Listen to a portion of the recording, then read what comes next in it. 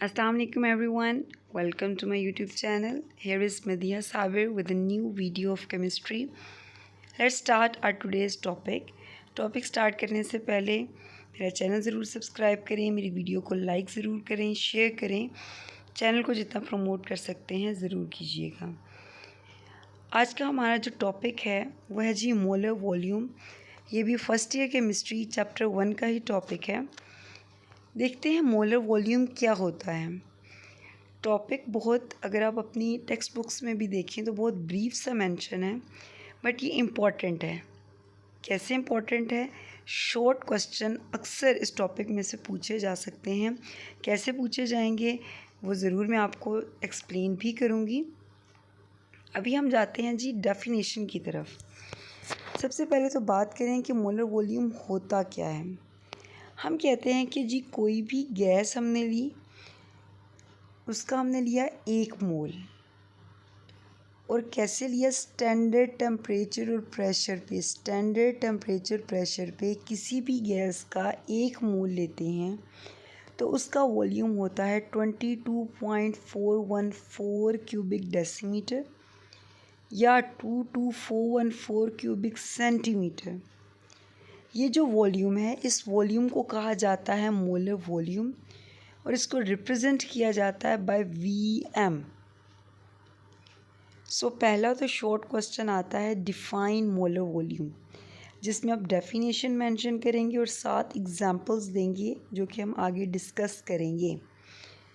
Molar volume में जो आपने पॉइंट्स याद रखने हैं डेफिनेशन में, वो क्या है कि जी गैस का आपने क्या लेना है 1 मोल, और किस पे? STP स्टैंडर्ड टेम्परेचर प्रेशर पे। तो हमेशा गैस का 1 मोल जब भी आप STP पे लेंगे तो वो कितना वॉल्यूम ऑक्यूपाई करेगा? 22.414 क्यूबिक डेसीमीटर या 22414 क्यूबिक सेंटीमीटर। तो इसे कहा जाता है जी मोलर वॉल्यूम। अब यहाँ पे हमने कुछ टर्म्स पढ़ी हैं जी। स्टैंडर्ड टेम्परेचर प्रेशर देख लेते हैं। कंडीशंस कि क्या कंडीशंस होंगी जिसमें हम मोलर वॉल्यूम को डिस्कस करें। तो पहले तो जी STP, जो भी हमने बात की स्टैंडर्ड टेम्परेचर प्रेशर की, मतलब कितना टेम्परेचर और कितना प्रेशर हम लेंगे जिसको हम स्टैंडर्ड कह रहे हैं। तो जी हमारे पास 0 डिग्री सेल्सियस जो टेम्परेचर होता है, ये होता है जी स्टैंडर्ड टेम्परेचर, जिसको अगर हम केल्विन में लें तो ये होता है 273 केल्विन। और 1 एटमॉस्फेरिक प्रेशर होता है स्टूडेंट स्टैंडर्ड प्रेशर, जिसको अगर हम टोर में लें या हम आगे देखेंगे भी यूनिट कन्वर्जन में, तो ये होता है जी 760 टोर। तो स्टैंडर्ड टेम्परेचर और प्रेशर पे, मतलब 0 डिग्री सेल्सियस टेम्परेचर और 1 एटमॉस्फेरिक प्रेशर पे कोई भी गैस जब 22.414 क्यूबिक डेसीमीटर वॉल्यूम ऑक्यूपाई करे, और गैस का कितना? 1 मोल, ठीक है, तो वो जो वॉल्यूम है वो है मोलर वॉल्यूम। अब कोई भी गैस तो हमने कह दिया, तो इसका मतलब ये हुआ कि मोलर वॉल्यूम एप्लीकेबल है गैसेस के लिए। लिक्विड और सॉलिड्स के लिए हम मोलर वॉल्यूम को डिस्कस नहीं करते। अब गैसेस के लिए तो एप्लीकेबल है, लेकिन कौन सी गैसेस, अगला सवाल ये पैदा होता है। तो जी आइडियल गैसेस के लिए ये एप्लीकेबल है। अब नेक्स्ट पॉइंट आता है जी आइडियल गैसेस कौन सी? तो ऐसी गैसेस जो गैस लॉज को ओबे करती हैं, Boyle's law, Charles law, Avogadro's law, Graham's law, इन लॉज को जो गैसेस ओबे करें वो होती हैं आइडियल गैसेस।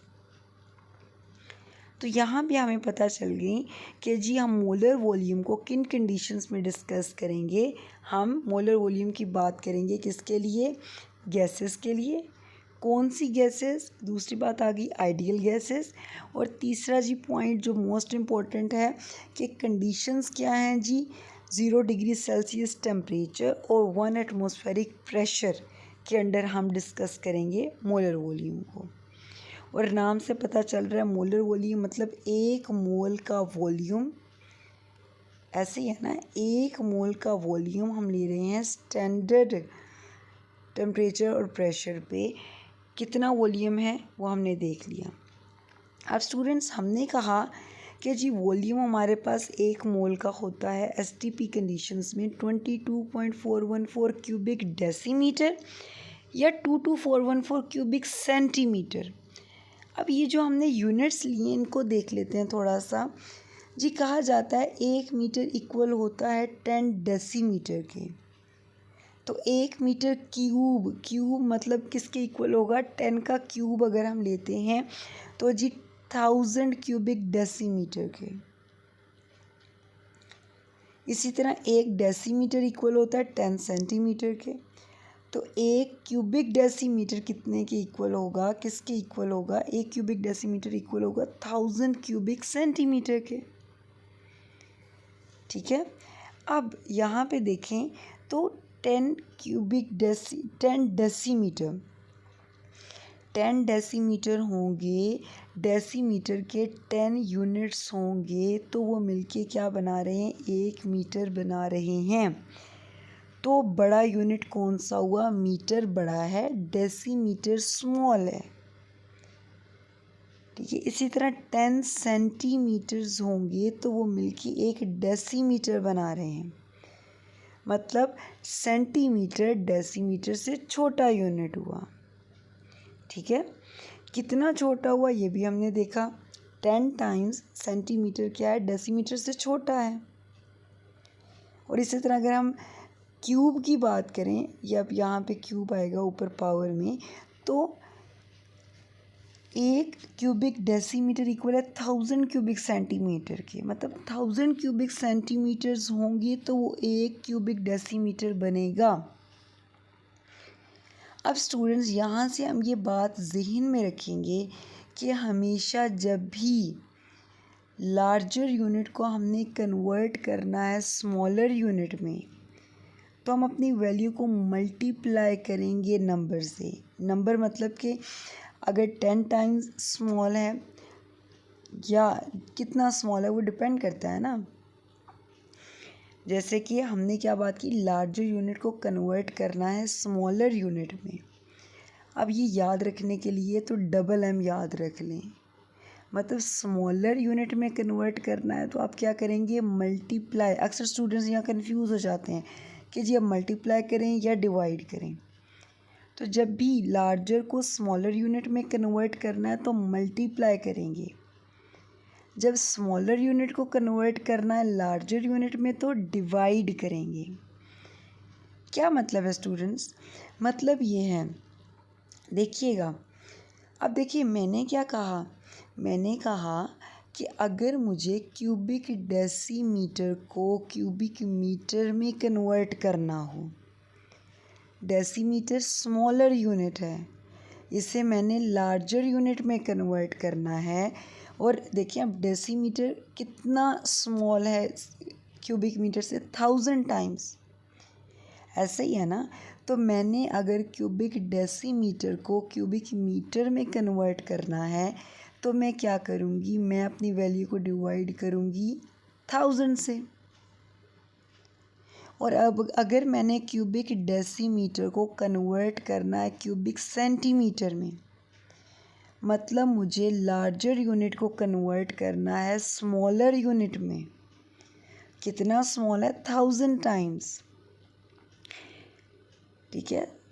तो मुझे अगर लार्जर यूनिट जो कि क्यूबिक डेसीमीटर है वो क्यूबिक सेंटीमीटर से 1000 टाइम्स बड़ा है, तो मैं क्या करूँगी, मैं अपने वैल्यू को मल्टीप्लाई करूँगी किसके साथ, 1000 के साथ। तो इसीलिए अगर हम बात करें यहाँ पे, तो हमने जो 22.414 क्यूबिक डेसीमीटर जो कि लार्जर यूनिट है, इसे हमने जब कन्वर्ट किया into smaller unit cubic centimetre में, तो हमने क्या किया, हमने इस टर्म को मल्टीप्लाई किया 1000 से। तो हमें क्या मिला, 22414 क्यूबिक सेंटीमीटर।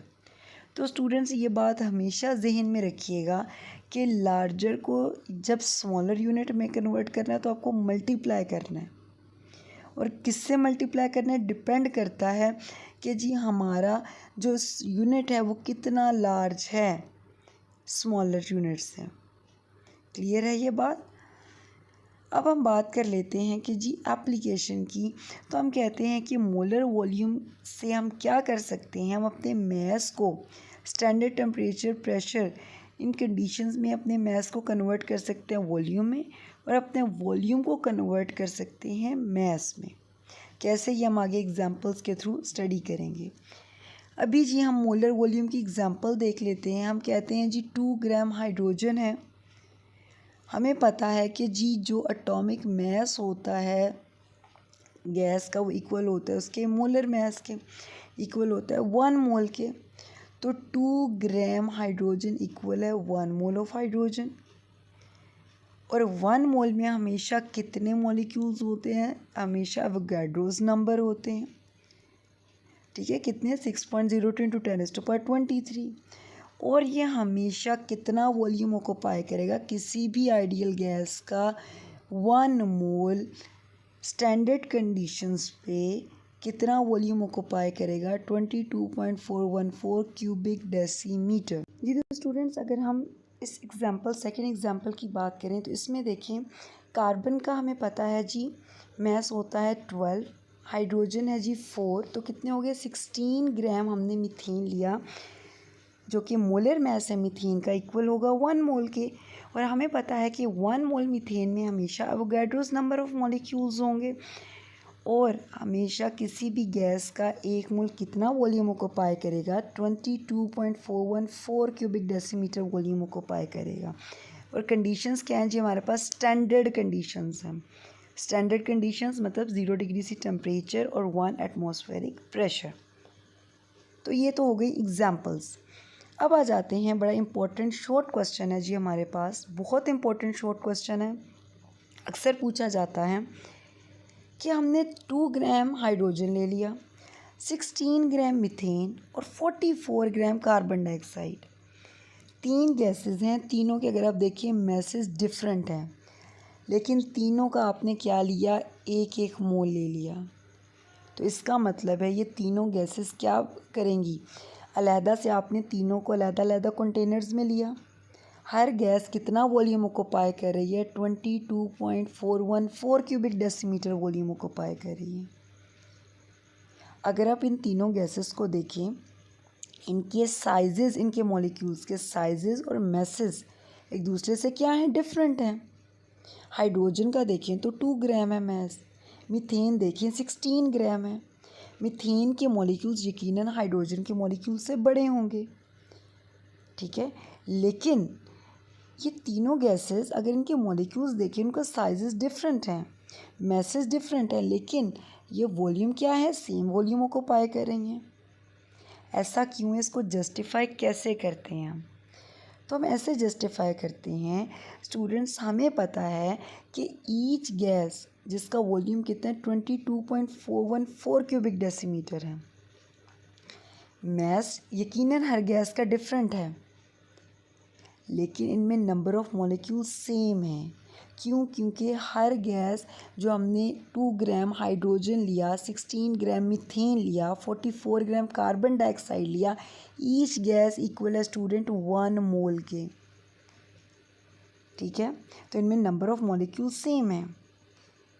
तो अब इनमें जो साइजेस हैं, इनके हर गैस का जो मॉलिक्यूल्स हैं उनके साइजेस, हर गैस के जो मॉलिक्यूल्स के जो मैसेज हैं, वो इनके वॉल्यूम को अफेक्ट नहीं करते। क्यों नहीं करते? बेसिकली इसलिए नहीं करते स्टूडेंट्स,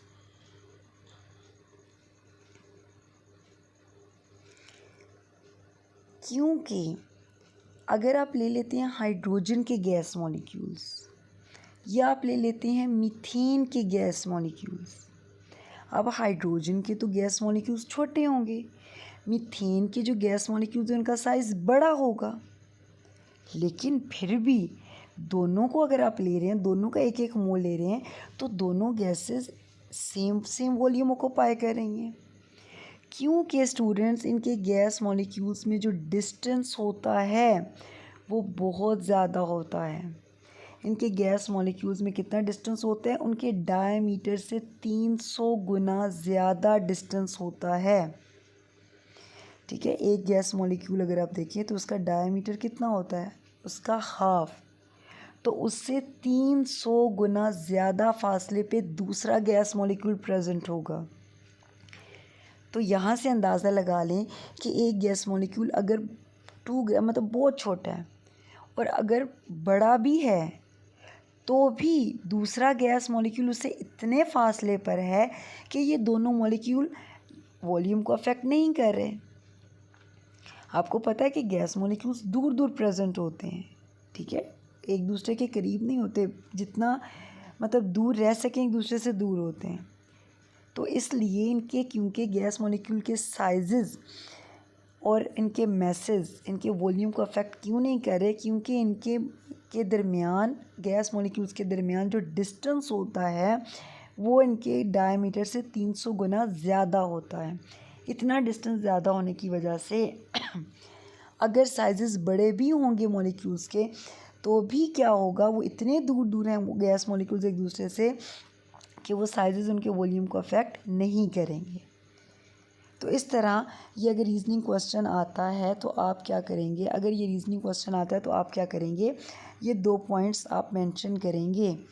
नंबर ऑफ़ मॉलिक्यूल्स तो सेम है, लेकिन क्या है कि इनके जो मैसेज और साइजेस हैं मॉलिक्यूल्स के वो वॉल्यूम को अफेक्ट नहीं करते।